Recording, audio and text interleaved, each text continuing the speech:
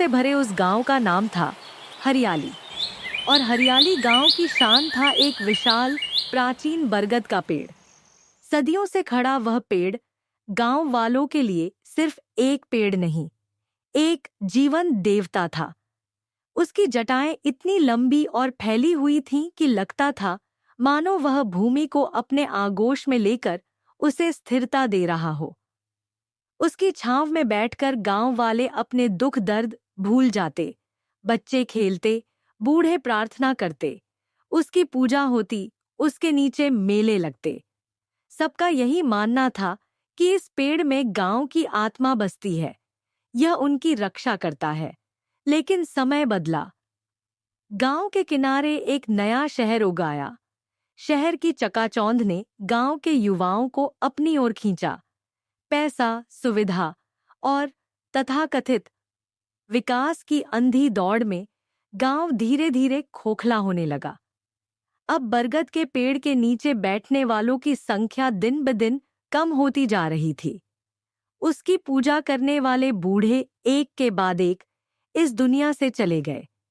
युवाओं के लिए वह पेड़ सिर्फ एक बाधा था जो नई सड़क के रास्ते में आ रहा था। एक दिन गांव के सरपंच के पुत्र मोहन, जो अब एक सफल ठेकेदार बन चुका था, एक बड़ी कार में गांव पहुंचा। उसने गांव वालों को एक प्रस्ताव दिया। इस पुराने पेड़ को काटकर यहां से शहर तक एक चौड़ी सड़क बनाई जाएगी, जिससे गांव का विकास होगा। पैसे के लालच में आधे से ज्यादा गांव वाले तैयार हो गए। बूढ़े बुजुर्गों की आवाज दबा दी गई। फैसला हो गया, पेड़ काटा जाएगा। इसी काम के लिए एक लकड़हारे की तलाश हुई, लेकिन गांव का कोई भी व्यक्ति इस पेड़ पर कुल्हाड़ी चलाने को तैयार नहीं था। उनके मन में एक अंधविश्वास और डर बैठा हुआ था। तब मोहन पास के शहर से एक लकड़हारा लेकर आया। उसका नाम था बिरजू। बिरजू अपने काम में माहिर था। उसके हाथों ने सैकड़ों पेड़ों को गिराया था। उसके लिए पेड़ सिर्फ लकड़ी थे, जिन्हें काटकर वह अपनी रोजी रोटी कमाता था। उसे न तो पेड़ों से प्यार था, न ही डर। उसके लिए जरूरी था तो बस पैसा। मोहन ने उसे मोटी रकम का ऑफर दिया और बिरजू तुरंत तैयार हो गया। अगली सुबह जब सूरज की पहली किरण आसमान पर एक हल्की लाली बिखेर रही थी, बिरजू अपनी तेज धार वाली कुल्हाड़ी लेकर उस विशाल बरगद के पेड़ के सामने खड़ा था। गांव के कुछ लोग दूर से डरते डरते यह नजारा देख रहे थे। कुछ की आंखों में आंसू थे तो कुछ के चेहरे पर विकास की उम्मीद। बिरजू ने अपनी कुल्हाड़ी उठाई। हवा में एक सन्नाटा था, मानो प्रकृति सांस रोके देख रही हो। उसने जोर से वार किया। कुल्हाड़ी की धार पेड़ की मोटी छाल से टकराई और एक अजीब सी गूंजती हुई आवाज हवा में फैल गई। यह आवाज किसी लकड़ी के टकराने जैसी नहीं, बल्कि किसी विशाल पवित्र घंटे के बजने जैसी थी। बिरजू के हाथ से कुल्हाड़ी छूटकर नीचे गिर गई। एक अजीब सी सिहरन उसकी रीढ़ से होती हुई सिर तक दौड़ गई। उसने कभी ऐसी आवाज नहीं सुनी थी। तभी एक कोमल, गहरी और दर्द से भरी आवाज हवा में गूंजी, जो सीधे उसके मन के भीतर से आ रही प्रतीत होती थी। क्यों? मुझे क्यों काट रहे हो? बिरजू ने चारों तरफ देखा। कोई नहीं था। दूर खड़े लोग तो बात कर भी नहीं रहे थे। उसका दिल जोर जोर से धड़कने लगा। क्या वह सुनने की कल्पना कर रहा था? उसने डरते हुए फिर से कुल्हाड़ी उठाई। जैसे ही वह दूसरा वार करने ही वाला था, वह आवाज फिर आई, इस बार और ज्यादा स्पष्ट और थकी हुई। रुको बिरजू, मेरी एक बात सुनो। बिरजू स्तब्ध रह गया। आवाज सीधे पेड़ से आ रही थी। उसने पेड़ की ओर देखा। तुम बोल सकते हो? हाँ बिरजू, मैं सदियों से यहाँ खड़ा हूँ।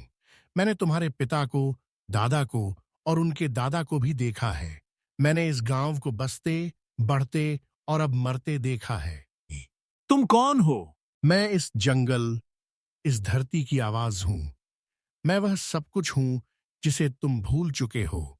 मैं हवा हूं, पानी हूं, जड़ें हूं, मैं याददाश्त हूं। लेकिन मोहन ने मुझे पैसे दिए हैं, मुझे तुम्हें काटना है। मैं जानता हूं, लेकिन मैं तुम्हें एक सौदा प्रस्तावित करना चाहता हूं। सौदा? हाँ, तुम मुझ पर एक और वार करोगे। अगर तुम मुझे दर्द फील कर पाओ, अगर तुम मेरी पीड़ा को महसूस कर पाओ, तो तुम रुक जाना। तुम्हारी आंखें खुल जाएंगी। और अगर नहीं कर पाए, अगर तुम्हें कुछ फील नहीं हुआ, तो तुम मुझे काट देना।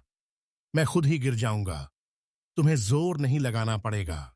बिरजू को यह प्रस्ताव अजीब लगा। एक पेड़ दर्द फील करवा सकता था? यह सब उसके दिमाग का खेल था, शायद धूप की वजह से। पर पेड़ की गंभीर आवाज ने उसे झुठलाया नहीं जा सकता था। पैसे का लालच भी था। अगर पेड़ खुद गिर जाता तो उसका काम आसान हो जाता। ठीक है, मैं तुम्हारा सौदा मानता हूं। उसने कुल्हाड़ी फिर से उठाई। इस बार उसने पूरी ताकत से वार किया। लकड़ी में एक गहरा घाव बन गया। और फिर कुछ ऐसा हुआ जिसकी उम्मीद बिरजू को बिल्कुल भी नहीं थी। एक तेज विद्युत जैसा झटका उसके हाथ से होता हुआ उसके पूरे शरीर में दौड़ गया। वह चीख नहीं सका। उसकी सांसें रुक गईं। उसकी आंखों के सामने अंधेरा छा गया और फिर एक तेज रोशनी फूटी। अचानक वह अपने आप को एक विशाल हरे भरे जंगल के बीच खड़ा पाया। हवा में पक्षियों का मधुर गान था। हरियाली चारों ओर थी। उसे लगा जैसे वह स्वयं हवा है, पानी है, धरती है। उसे एक अद्भुत शांति और जुड़ाव का एहसास हो रहा था। यह वह दुनिया थी जिसे उसने कभी जाना ही नहीं था। फिर दृश्य बदला। उसने देखा कि वह स्वयं एक छोटा सा बीज है जो धरती की गोद में दबा हुआ है। उसे धूप चाहिए, पानी चाहिए।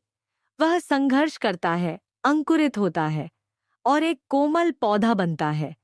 बारिश की हर बूंद उसे लगती है जैसे अमृत। सूरज की किरणें उसे ऊर्जा देती हैं। वह धीरे धीरे बढ़ता है। उसने सैकड़ों वसंत देखे, सैकड़ों पतझड़।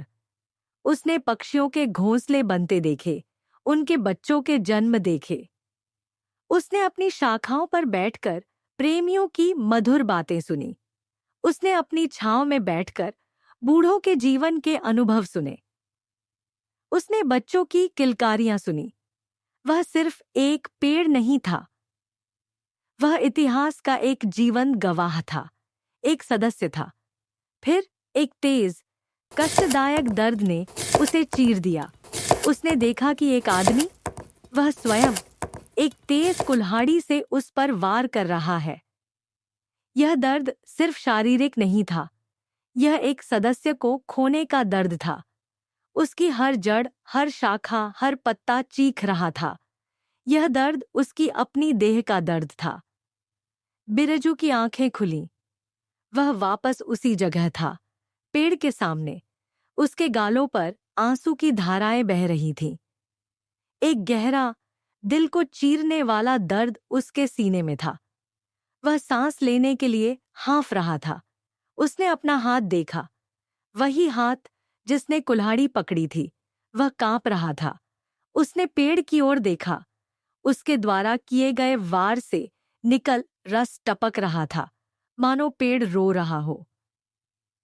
बिरजू ने महसूस किया, उसने वास्तव में महसूस किया, पेड़ का दर्द अब उसका अपना दर्द था।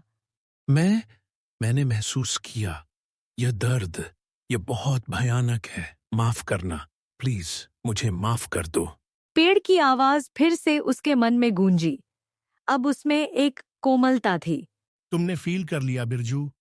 तुम्हारी आंखें खुल गई हैं। अब तुम चुन सकते हो। बिरजू ने अपनी कुल्हाड़ी उठाई।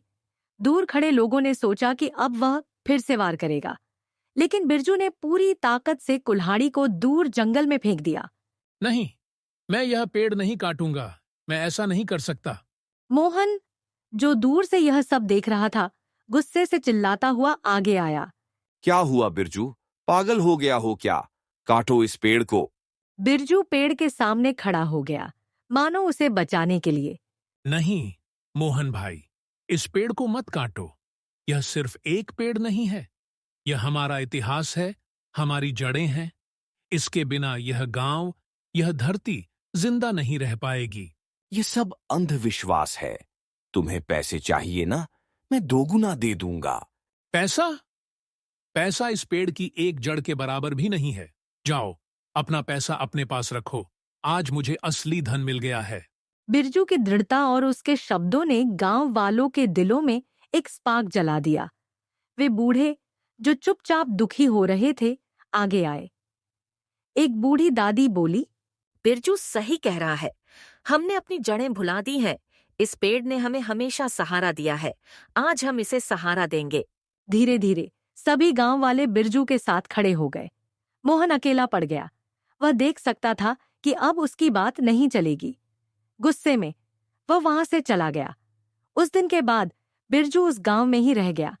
वह सिर्फ एक लकड़हारा नहीं रहा, वह पेड़ों का रक्षक बन गया। उसने गांव वालों को समझाया कि कैसे विकास और प्रकृति साथ साथ चल सकते हैं। उन्होंने पेड़ के आसपास एक ब्यूटीफुल गार्डन बनाया, जहां अब फिर से बच्चे खेलते, बूढ़े बैठते। बरगद का पेड़ फिर से हरा भरा और जीवंत हो गया।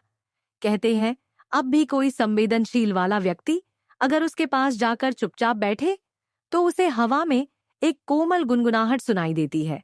पेड़ की आवाज जो प्रकृति के गीत गाती है और उन सभी की कहानियां सुनाती है जो उससे प्यार करते हैं।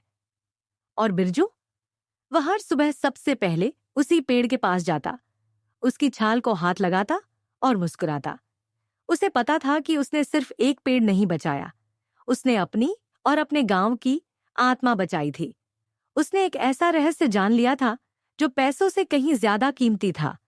हर पेड़ का एक दिल होता है, और वह दिल तभी धड़कता है जब हमारा अपना दिल उसके लिए धड़कता है।